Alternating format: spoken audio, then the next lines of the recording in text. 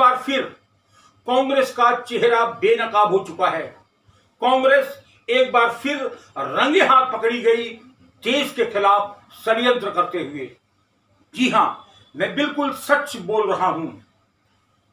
कांग्रेस के वरिष्ठ नेता पूर्व मुख्यमंत्री दिग्विजय सिंह पाकिस्तान के पत्रकार से ये बात करते हुए पकड़ लिए गए कि उन्होंने कहा कि जिस दिन इस देश में फिर कांग्रेस की सरकार लौट आएगी, यानी कांग्रेस की सरकार बन जाएगी, उस दिन कश्मीर से धारा 370 समाप्त कर दिया जाएगा। ये बात कांग्रेस के वरिष्ठ नेता दिग्विजय सिंह ने उस समय कही जब कई लोगों से चर्चा कर रहे थे और उसमें मौजूद था पाकिस्तान का एक पत्रकार।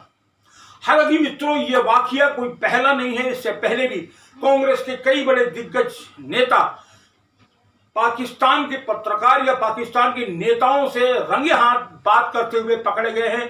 कहीं उनका ऑडियो और कहीं उनका वीडियो वायरल हुआ है, जिसमें उनसे ये कहते सुना गया है कि किसी भी प्रकार से आप मेरी मदद करिए और भारत से मोदी सरकार को गिराइए। यानी सरकार के लिए उस दुश्मन से जो लगातार नस्तर की तरह हमारे जहन में चुभ रहा है, वो पाकिस्तान जो हर बार आतंकी कार्रवाई कर कर इस देश की निर्दोष लोगों का खून बहा रहा है, वो पाकिस्तान जो लाशों पर लाशों के ढेर लगाता है, उस पाकिस्तान के पास कांग्रेस के नेता सत्ता की भीख मांगने जाते हैं। शायद ये इस देश का इससे बड़ा दुर्भाग्य और क्या होगा कि आज भी जयचंद्र इस धरती पर जिंदा है। निस्संदेह कांग्रेस के यह कृत्य को लेकर के पूरे राष्ट्र में लोगों में क्रोध और गुस्सा है। हालांकि कांग्रेस के वरिष्ठ नेता अपना मुंह सिए बैठे होंगे या वो अपने अलग अलग बयान देकर इसे साफ करने की कोशिश करेंगे। जैसे कि जब दिग्विजय सिंह को पत्रकारों ने घेरा तो उन्होंने कहा कि इस देश में और भारतीय जनता पार्टी के लोगों को अंग्रेजी नहीं आती है, मैं अंग्रेजी में बोल रहा था, इसीलिए शायद मेरी बात को वो सुन नहीं पाए या समझ नहीं पाए, इसीलिए उसका अर्थ का अनर्थ लगा दिया। दिग्विजय सिंह अंग्रेजी में क्या कह रहे थे मान लेता हूं, पत्रकार नहीं समझ पाए और भारतीय जनता पार्टी के नेता नहीं समझ पाए, लेकिन आप तो अंग्रेजी जानते हैं ना। आप खुद सुनिए कि दिग्विजय सिंह क्या कह रहे हैं पाकिस्तान के पत्रकार से। सुनिए, यह है दिग्विजय सिंह का। Shazam, thank you. It's nice talking to you. I sincerely believe that what is the dangerous to this society is the religious fundamentalism, whether it's the Hindus or the Islam or the Christians or Sikhism, whatever.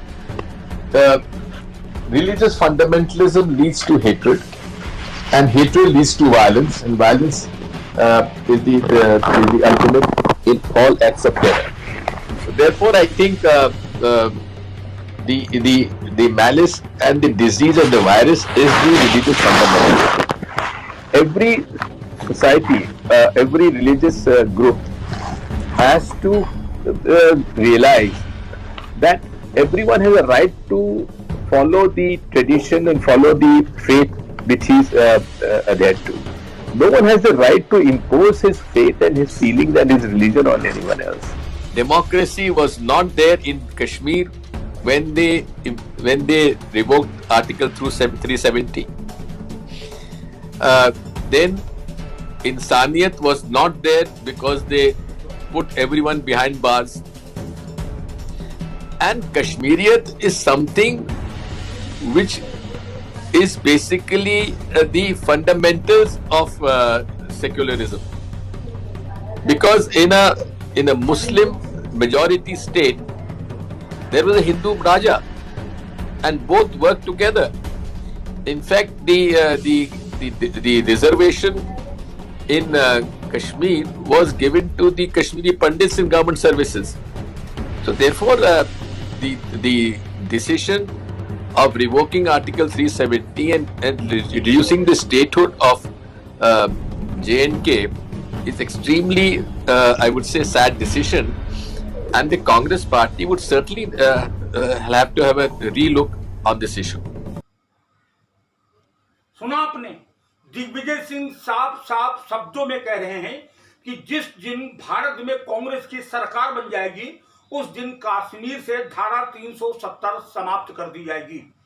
Digvijay Singh साहब, सोनिया जी, राहुल जी और प्रियंका जी, क्या आपको नहीं पता कि कश्मीर की स्थिति क्या थी? किस प्रकार से वहां लाशों के ढेर लगाए गए, किस प्रकार से आतंक मुंह बाए खड़ा था, किस प्रकार से निर्दोष लोगों का खून बहाया गया?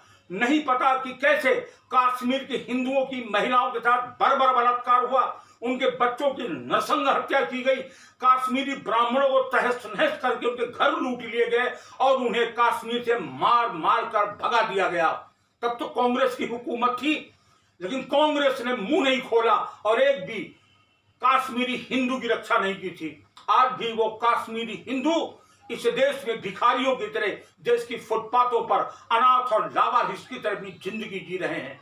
कश्मीर के सीने पर नासूर बनकर उड़ रहा था आतंकवाद।